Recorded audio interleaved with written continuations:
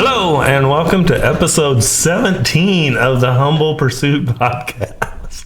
I am Bill, joined in studio with Thomas and Tyler. Good day, gentlemen. Good evening. Yeah, it is a good day. It's great. Man, it's been a minute since we've been together. It was really good to have a little bit of food before and kind of catch up a little bit. It was good to eat with you guys, hear a little bit what's going on in your lives. Life is busy for everybody right now. It is. It is very busy. So this is episode 17, and the title of the episode is How to Climb Mountains in Life. And how we came up with that title was pretty original. Tyler, in 3-ish weeks, is going to go climb Mount Everest. Where is Mount Everest? Let's take it down a little bit. No, that's what's happening. You're climbing Mount Everest. You're climbing Mount Everest, 29,502 feet to the peak. It's the largest mountain in the world, and you're climbing it. Yeah. Where is that? Just start with. We'll start with that. Let's start with that. It's in the Himalayan mountains in Nepal. It's in Nepal in the Himalayan mountains, and that, for people following at home, is southern China. Yeah. Southeast of Pakistan.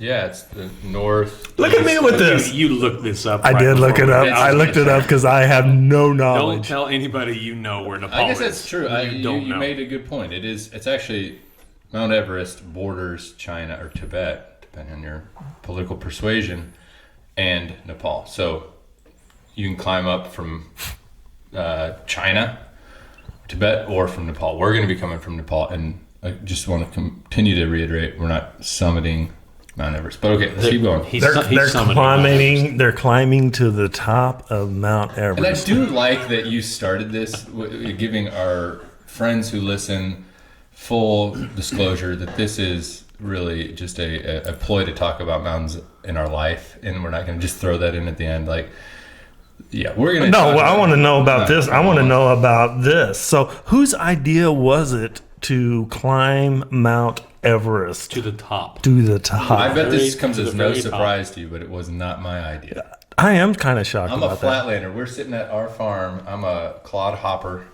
farm boy. I do not like that type of adventure, but I like community and brotherhood, and I have some brothers who wanted to do it. Not blood brothers, but guys I who really follow after this Jesus guy, and I like to follow along with them.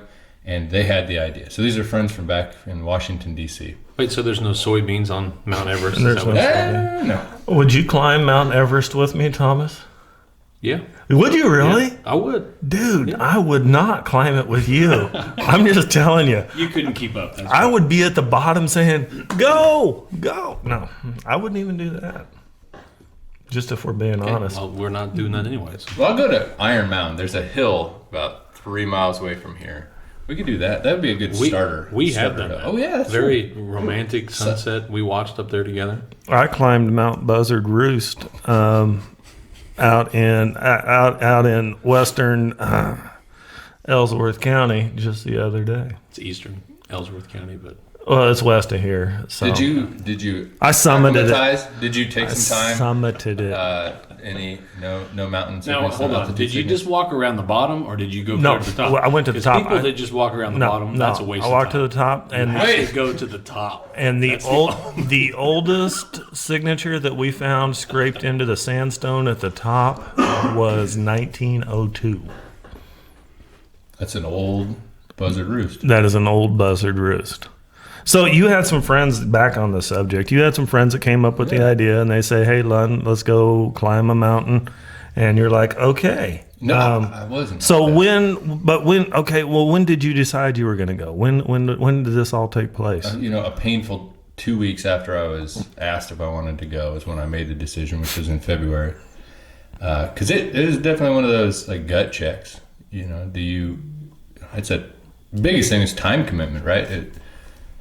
The time commitment, it's a 3-week trip. It's about 7 to 10 hours a week of training, the money and all that. But so we committed in February, and we've been training since, gearing up, learning. All that so gearing up sounds kind of fun. Tell me about gearing up. That's the best part. You can tell Thomas about it too. So We just got cleared by COVID rules to travel. And even if the trip had been canceled, I still would have had a great time gearing up. I've never been a gearhead, but this has been fun. But there's not that much technical gear. We're not climbing to the peak. If we were climbing, summiting, there would be a lot more gear. But we're doing what's called the 3-pass trek to Everest Base Camp. And so it's about 80 miles. And I think if I've got it calculated right, it's about 25,000 feet of elevation gain going up and down. We're starting at 10,000 and the final's 18, but we're going over these passes.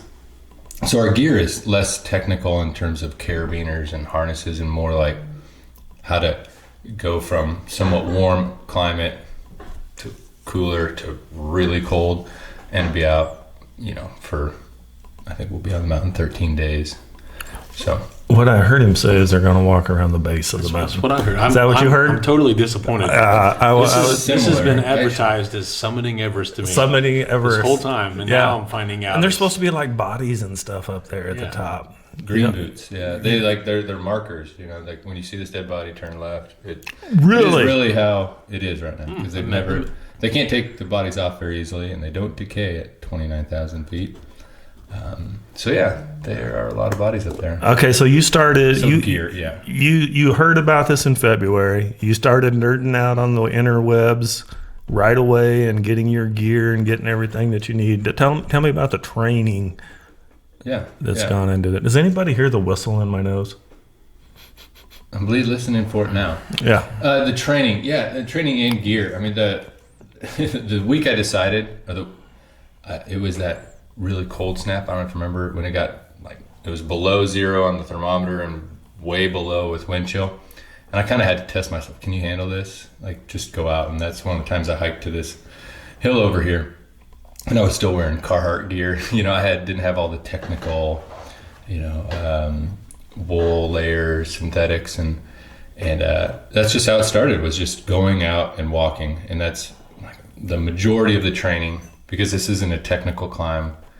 It's just endurance. They say that your lungs will give up way before your muscles. So there's some weight training. I'm doing a lot of lunges and squats and box jumps and stuff like that. But a lot of it is just getting out there and not necessarily running wind sprints, but how do you create this base of, aerobic endurance, the ability for your body to recover more quickly, not stress itself. So it's honestly some of the most boring training. As we talk about training or climbing mountains in life, one of the things I thought about as we were going to do this was my training it doesn't have the fruit that a lot of weight training does. I'm at the gym, drop off the kids for gymnastics, and I'm on the Stairmaster with a backpack. And I see all the guys doing curls, and I mean, huge biceps and using all the machines that just work one muscle and make it really huge. And I'm trying to do all these stabilizing muscles and like me. And it's man, if you want to climb a mountain, it's not that glamorous. The training isn't, the work isn't. And if you're trying to get out of debt, the climbing the mountain of getting out of debt, it's not very glamorous. It's really at the exact opposite. And a lot of my training has been, how do I get a healthier heart? How do I develop my lung capacity? Or my glutes, or something like that. And so my training has really been just going out miles and miles, waking up 5 o'clock, do a mile or an hour, over lunch, do an hour of hiking with a rucksack, just trying to spend time moving. I lifted that rucksack yesterday. That's legit. I'm gonna give you props. That was legit. Yeah, it's not fun. I mean, I could do it with one arm, but you do you, big dog. But that's why I'm not summiting and you are. True. So what's this other mountain thing that you guys talked about? What's that hill you guys were talking about earlier? Iron Mound. Where's that at? Just right east of my house. East of your house. Unfortunately, you can't miss it. Out here. Really? I mean, is it higher than Buzzard Roost? Oh, yeah. Yeah. It is. Oh, yeah. Buzzard Roost is the 42nd highest peak in Kansas. Well, this is the 41st. Really? Apparently, yeah. Really? I don't think so.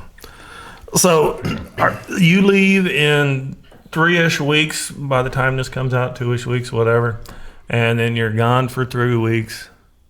And We hope you survive. What is your we read that book. What was that book called? Oh, Comfort Crisis. The Comfort Crisis. What percentage chance is there that you will fail at this?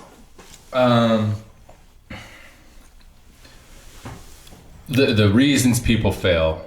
The number That's one a reason. way better question than the way I posed it, isn't it? Mm-hmm. I mean, I guess what I've heard, what people told me is that, this is not it's not a technical one. So the things that keep people off is like they give up, right? You give up because again, it's not, your muscles don't give up necessarily. It's so they say it's 90% mental. So a lot of the training is just perseverance, those sufferfest type stuff. That's so, I don't know. I persevered through some of this training, this 14er that I climbed with COVID accidentally, and this gave me some confidence that I didn't have before. So nice. I think that's good. The X factor is altitude sickness, that it's not about whether you're in shape. Somebody can climb successfully one day, the next trip suffer from really dangerous symptoms from acute mountain sickness, altitude sickness, different ways this manifests. But if that happens, you just got to get off the mountain. And so, I don't. Those odds are probably 20% that you get that sick that you can't finish, or 10%. So I'm going to put it at 80% chance. Is that good enough? 80% chance that you'll successfully complete it. Successfully complete the base camp. 20% Base camp failure chance. 20%, because according to the book, we're supposed to do something with the 50% failure opportunity, which would be going up higher. I'm going to stop at the Khumbu Icefall because the most amount of people who die on Everest die in the first stage. It's this icefall. What's that? What's a glacier? And it's always moving, and this is where they put the ladders across and lash them down, and you climb across and people fall. And that it's also where the most people are because there's porters going back and forth. But I think I'll stop there. Well, one thing that I really related to in your training and is like when I was in the Army, we did muscle memory. So, I mean, you're continuously walking and rucking is getting that perseverance and that, okay, this really hurts and I'm going to keep going. And, that's how the military does a lot of training. It's just over and over muscle memory. When you hit this, that the next step is going to come or whatever that activity is. I can still take apart a M15A1 or A2, blindfolded and put it back together just because I did it so many times. The muscle memory is there for that. I think that the mental thing is really there, whether it's, just developing those brain pathways, the muscle memory. It's also your body, your brain, the way your brain works is it tells your body it's tired and it needs to shut down. I mean, it's self-preservation, right? Before your body's at its limit, your brain is telling you you're at your limit. So teaching your brain to say, no, I can keep going. I got more oxygen I can supply. And I've done that a couple times. Lydia, my wife, and I have been having these 1 mile timed race competitions. And I started at like a 10-minute mile, 9. And I just started telling myself, like, when I was getting tired, like, no, you've got, like kind of like telling myself, no, you've got more. And just breathing deeper. And now I'm down to, it's like 7:05. And then for me as a 37-year-old, that feels good. And so I believe some of that muscle memory, some of that just overcoming by, So much of that, I mean, I think I absolutely agree that so much of it is mental, and we're getting ready to do the awkward transition from reality to our true topic. But again, back on me because that's who I know. I am not a runner. I have never been a runner. I don't imagine you're a runner, Thomas, and I don't presume you ever were a runner. Oh, yeah. Yeah, I'm right. Well, I'll never forget, and again, it's muscle memory. This is going to suck. I'm going to do it. And we were doing our final run in advanced individual training. And this was like one of the last times I had to do a PD test. And I was in good shape, but at my best, I was a 650, 630 miler. And you had to go 2 miles. And I ran under 12 for 2 miles and walked part way. So one of my miles was under a 5-minute mile, which is ridiculous. And my brain told me, you're done. You need to stop. And I walked, and then I was like, oh, people are catching me. I need to run again. So mental. It's 100. There's a lot of it. There's some mental. So let's go from literal mountain to the figurative mountain. How do we overcome mountains in life? And, as I was thinking about this, and here is not even a shameless plug, I wanted to try Black Rifle Coffee. And so we're trying Black Rifle Coffee Espresso Mocha tonight. Anybody that wants to. Ooh, it's got a nice sound. That sounded good. Yes. Great. So I'm anxious to hear how this is. I've never had anything like this.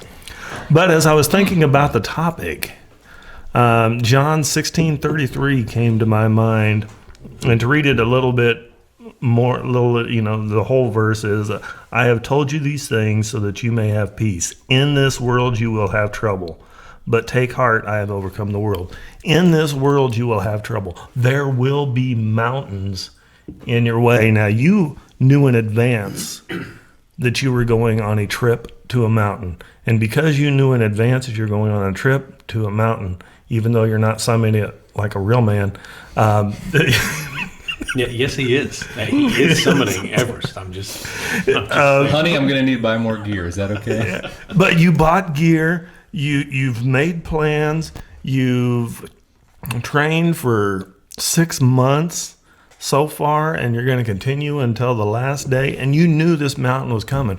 What about those mountains in our life that we don't know are coming? What do we do there? I think you started with the who question. Like, was this your idea? Who's going? I think, we talk about this all the time, but who are you walking with? I'm training with guys who are excited. They're giving me ideas. I'm giving them ideas. So we're going to be pushing each other on the mountain. So I think whether it's an unexpected mountain or one you're planning for, having the right people around you is good. My wife's on board, so when I'm taking time to train, she's not resentful. She didn't express that resentment.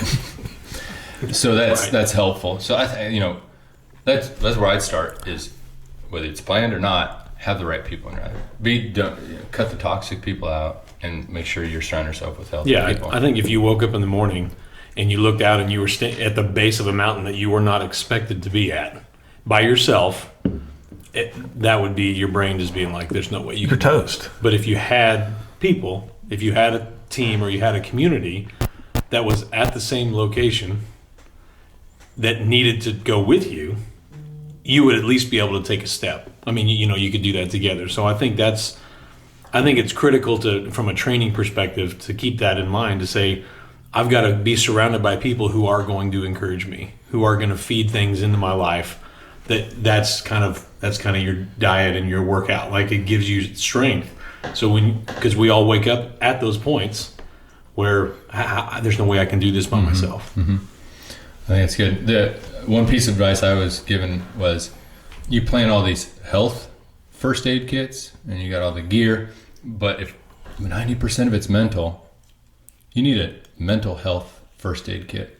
And the guy gave examples of having a picture in your pocket of your loved ones and the people you're doing this for. So having that motivation, having the goal and the why you're doing this firmly planted in your mind to be ready. So if you wake up and you got to figure out some mountain, really knowing who you are, what you care about, what the values are that are driving you to get over that mountain are going to be very important. So understanding that inspiration is going to be, if you want to get over. So I got a similar story that made me think about that. But 2 years ago, we took our kids to Colorado camping, and we picked this trail, and we rented a cabin on this trail, and you had to walk it. You couldn't drive it. It was too steep. But we thought, we do a lot of this hiking. The kids will be fine. So Addie was 5. And so we take off up this trail, and we go about 6 miles, and we haven't seen anything, and the trail stops. And I'm like, nice one, you idiot. You're on the wrong trail. So we go all the way back down to the truck, We've gone 12 miles, drive up the road, and then find the trail that was marked that we should be on. And we're looking at it like it's afternoon now. Do we want to take the kids on this trail? We've already gone a long ways, and so we talked to the kids. Said, "Do you guys want to take this on, or should we just go back? Because we can just go back to camp." And they knew where we were going. We showed them pictures. They said, "We want to see it. We want to see what that's like, and we want to get there." So we geared up and we took off, and it was much steeper, and we had to cross a river. And I mean, it was a very difficult day. I mean, physically, I had all the stuff on my back. I'm telling you, at top of that cabin, I was done, dude. Nice. I was done. Nice. But the funny thing about it is we all got up there and we were exhausted, and we all sat around. We started a fire because it was cold, drying out our clothes from crossing the river. And the kids, so the kids were 5 and 8. And, they just had this look on their face like they had just climbed Mount Everest. I mean, they were just like looking down like, I can't believe we did that. And we took a picture that next morning as the sun was coming up. We were facing east, and it just lit up the sky. This pink, beautiful, pine trees or clear up right at the tree line is where we were staying. And we printed that picture, great big picture, we mounted it in our dining room.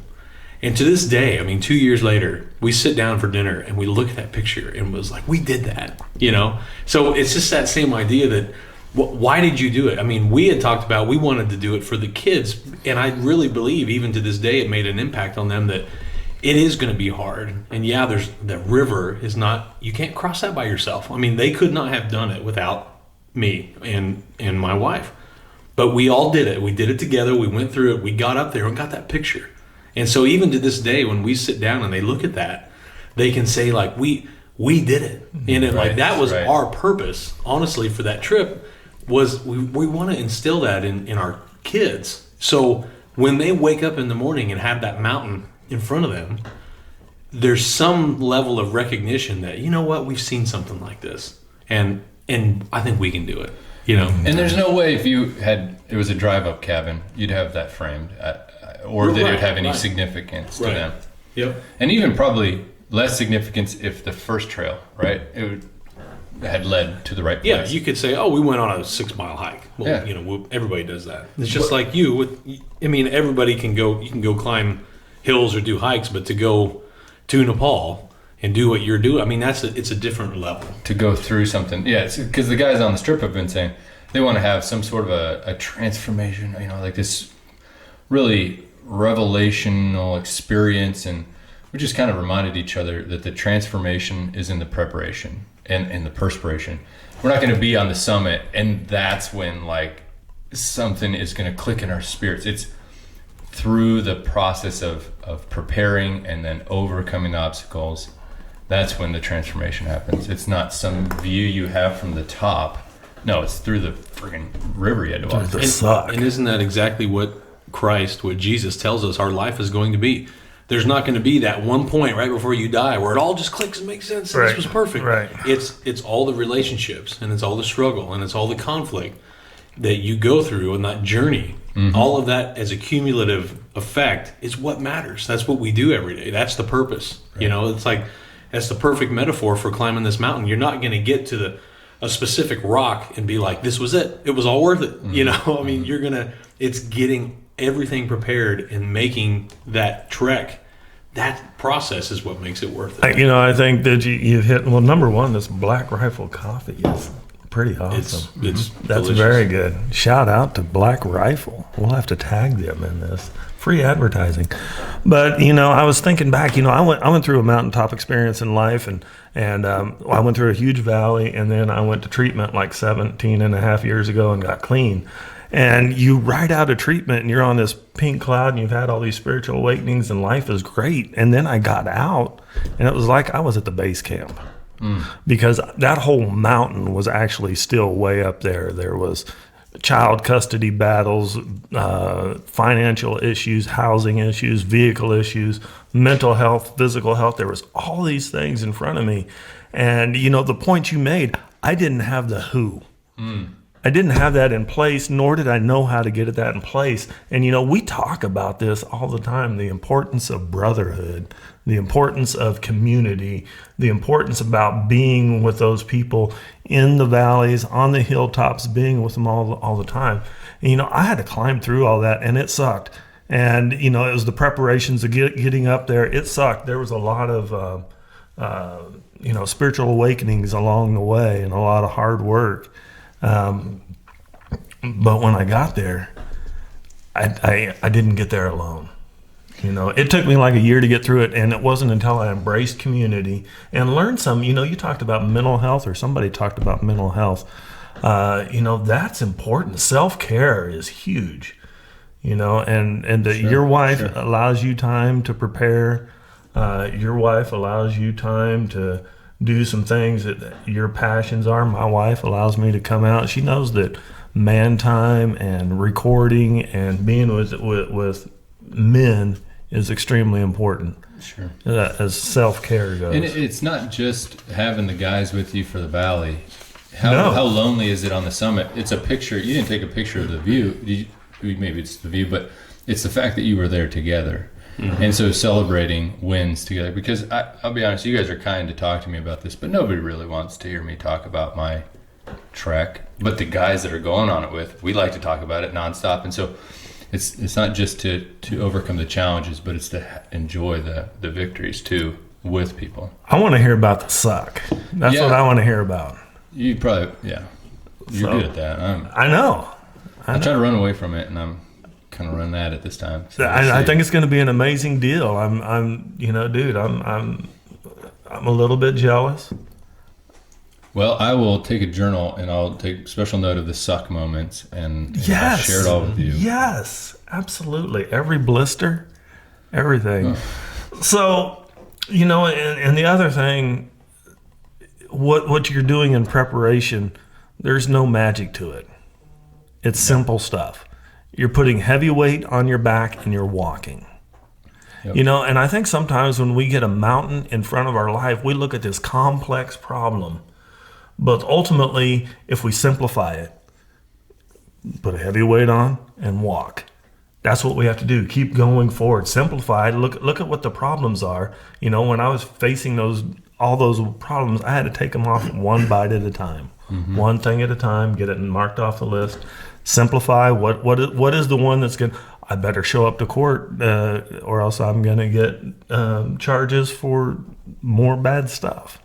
So that was simply, I needed to do that. Simplify and execute. Mm-hmm. Mm-hmm. And you're going to have that.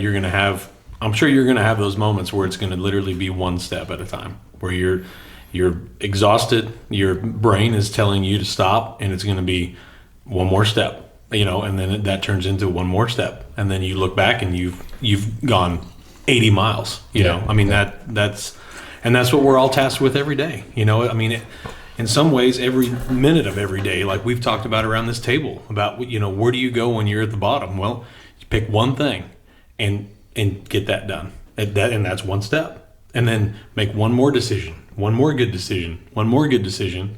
And then you all of a sudden you have progress in your life. And we've seen guys around this table talk about what that means. And we've all felt that too, but you're physically going to have that opportunity. And we've all been there before, but it's that I want to quit. I'm going to take one more step up the hill. Yeah. Even in the just preparing and getting the gear, it seems overwhelming, but I would just take water. Okay. You need a lot of water to overcome the altitude, lack of oxygen, dry air. All right, you need 4 liters. I'm gonna get. You don't want water at altitude. You lose thirst and you're not hungry. So I want to make it as easy as possible. So I got the water pack with the tube. All right, good. Well, what water are you gonna drink? Oh, it's filled with bugs and viruses. All right, so you need purification tablets. Okay, the purification tablets make it taste bad. So now what's the next thing? All right, I need some like Gatorade electrolyte thing to make it taste better. All right, you're walking where all these yaks walk carrying packs and all the stuff up. So there's dirt that comes up and it'll get on your thing. So your water spigot, and so you don't want to be drinking off that. So you need a cover, and you're going to be in 0 degree weather. So your tube to your water freezes. So you need to have a cover, and just kind of going down that list of preparing. But yeah, if you just look at the whole thing as one, it's like this is overwhelming task. Overwhelming Let's go task on to it. drink of water. Yeah. Wow. So, if you guys could offer one bit of advice for somebody either climbing up a mountain in their life, going up against something unexpected, or somebody that's just kind of breezing through right now and everything's okay. We know that a mountain's coming at some point. What would that piece of advice be? I guess my advice would be for the person who doesn't have a mountain, doesn't think they have a mountain. The mountain might be mediocrity, and you don't know that it's ahead of you, but you're kind of just coasting. And you need to maybe create some mountains in your life, right? Like we can have a lot of comfort. That's what we have achieved here in the United States, is a very comfortable life, and that's the goal.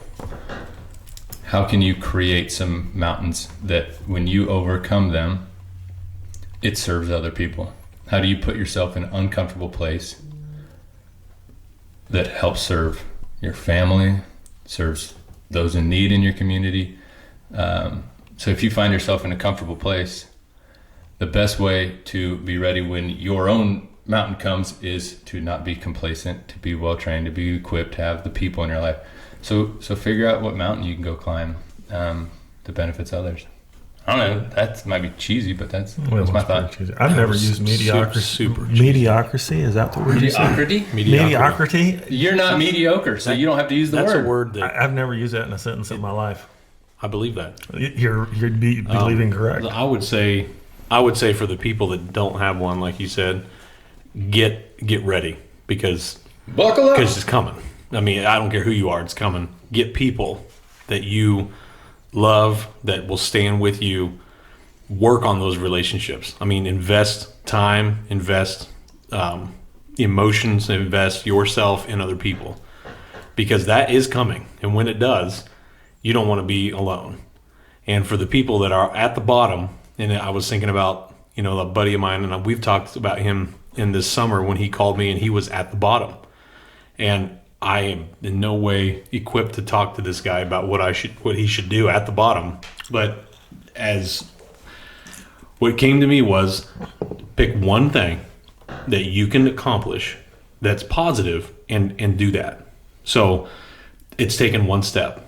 So at that time, there are things that when you say them, they don't seem that important, but he had a bad relationship, with his dad. He was divorced. It was a custody thing. It was just bang, bang, bang, bang, bang. And then his car broke down. And it was kind of the straw that broke the back. And I said, take your car to a shop and get your car fixed. Do that tomorrow. Like, call them right now and do that. I go, that's one step. That's one thing. I go, I know it sounds ridiculous, but take one thing can make a measurable difference in your life that's simple and accomplish it. And it's funny because I just talked to him this afternoon. He texted me and he's in a totally different place. Wow. And he goes, I'm telling you, you're never going to know how important that conversation was to me. And like I said, I'm at the time, I'm just listening. But that's exactly what he got his car fixed. He got his car fixed. Now he could move to the next step. But it's just when he was at the bottom, he couldn't see. I mean, he couldn't see out of it. He was emotional. He was crying. He could not make sense of anything in his life. Just take one step. And so that would be my advice for somebody at the bottom is pick one positive thing you can do and do it. Absolutely. And I think for me that the biggest thing that I lacked and the biggest thing that I've probably overcompensated for now is community. I mean, to me, when I've been on a mountain with nobody there or not allowing anybody to be there, whichever way that may be, man, that's tough. But you get into community and we've went through some life together. I mean, some real life. And I cannot imagine doing it if I was a stereotypical quote unquote dude that, I can handle anything. I'm the man. I'll take care of this. Nope. Couldn't do it. Couldn't do it. Get into community. And man, I love that, Thomas, that you brought that up, picking that one thing. I'll never forget reading an article about a guy who said, no matter what you do in the morning, make your bed, because that sets the pace for your day, because you've accomplished one thing that day. And when you get home, unless you live in a house like mine that has 750 kids and they all jump in your bed and unmake it, but in theory, when you get home, you'll have a made bed ready for you, which I always thought was good. Start the day with a win. Sometimes we just need a win.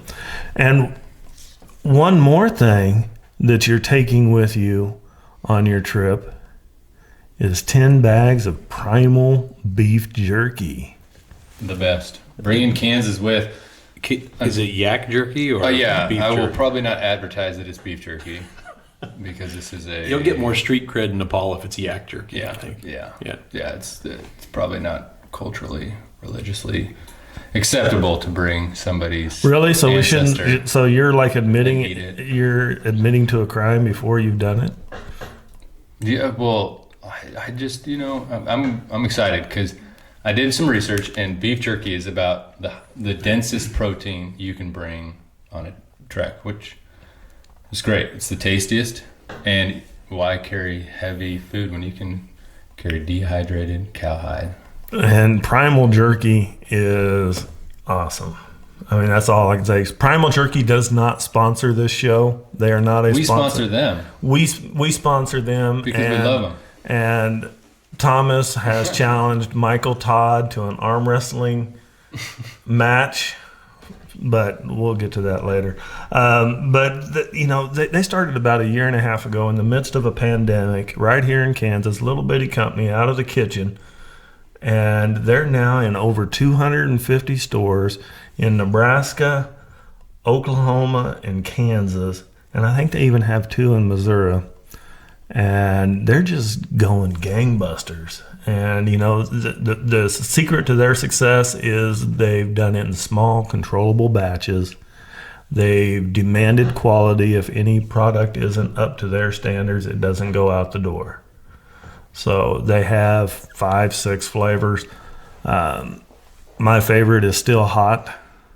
Here's a bag of original that I got. And for our official bag count, we were at 87 bags before airing this episode. 20 bags are on their way to my house as we speak to be distributed among us. And I bought one today at a store in Salina that sells it. And so that is 108 bags of primal beef jerky that we have consumed. And aside from me and Thomas being a little bit larger, you don't even look like you've had a bag yet. Well, I gotta go slow on it because it's tasty. It is tasty. It is tasty. But if you want to, you can. They have a good internet presence, and you can order it online. You can go to their Facebook page at Primal Jerky, or their website is www.feedonprimal.com. Very, very good. And excellent dudes. I talked to Bo today just to kind of get an update on what all was happening. And he was going up to Illinois to sell jerky up there and get into some markets up in that way. So, man, that's an awesome success story from right here. But we also have an internet presence. We do. Not presents like you give me gifts or anything like that, but presence. It is a present. It is a present to the interweb. We have a Facebook page that is at the Humble Pursuit Podcast, where we occasionally post something besides just a episode. Occasionally I'll sneak in pictures. You've probably never seen our Facebook page. I've never seen it, and I won't. And you won't, but there is discriminating pictures against you on it. I believe. I think we even had conversations about him on there every once in a while. That's a great place to do that. We have a YouTube page that's The Humble Pursuit, and a Twitter page that's at The Humble Pursuit. So any closing thoughts, gentlemen? Drink Black Rifle coffee and eat primal jerky. That's what I'm saying. This is legit. Right? This is legit. And it's like full of caffeine, so I'm going to be wired tonight. And it's veteran owned. It's veteran owned, yes. And it's camouflage, so don't drop it in the woods and never find it. Black Rifle coffee and invest in other people. There we go. And Get a bunch of people around you. Find a mountain. Find a mountain, climb it. Or go to the base camp, like me. Go to the summit Go of Mount to the Everest. summit Do of not Mount Everest. walk around the bottom. 29,502 feet, give or take. I can't wait to see his pictures from the top of Mount Everest. Right? It's going to be inspirational. I know, right there on the top. Is there a flag at the top or anything? There will be. Kansas flag. Kansas flag right there on the top. Excellent. Well, in closing, remember, never settle, never give up, live life to the fullest and with urgency. Face your legacy every day, and remember the only day guaranteed is yesterday. For Thomas, Tyler, and myself, God bless. We're out.